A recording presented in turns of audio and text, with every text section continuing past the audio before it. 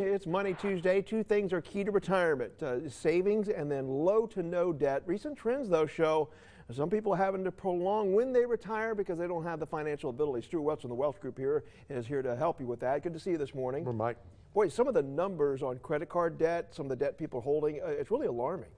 It is. So we had a New York Federal Reserve report came out. It was credit card debt's at a new high. And this doesn't mean much to people, but it's like 1.1 trillion. And I think what does matter is it's not just credit card debt. It's mortgage debt, auto loans, student loans are all near highs. So it's kind of this. It's the economy stupid. You know, the economy has put a lot of people under pressure.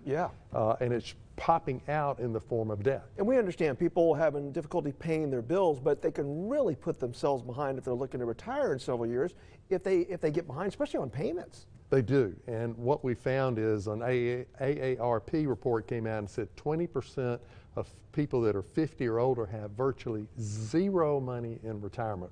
And so that's obviously a huge problem. And that's 22 million people. If they arrive at retirement with no retirement savings, it impacts us because they end up on public services. Well, I know one solution to be if you have debt, try to get rid of it as quick as you can, as best you can. But what are some other ways that people can find helpful solutions? Well, you have to do that, but you also have to be saving. So about half of the workers don't have access to retirement plans through work.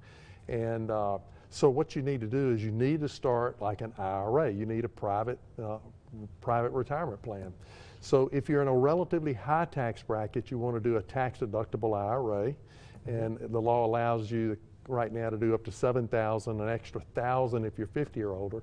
If you're in a relatively low bracket, you would do a Roth IRA, which is not deductible, but at retirement, when you take the money out, the money comes out tax-free. That's a beautiful thing right there. And if people do this, the beauty of compound interest, even if you start with just a little bit, you start early, it makes a huge difference, doesn't it? Yeah, here's a great 2-second story. I have a personal trainer 20 years ago.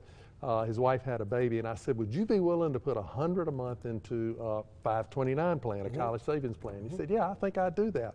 And we set it up, and I forgot about it, and I think he kind of forgot about it. But about 6 months ago, he came up to me and said, Stuart, thank you so much for getting me to put that money in that account.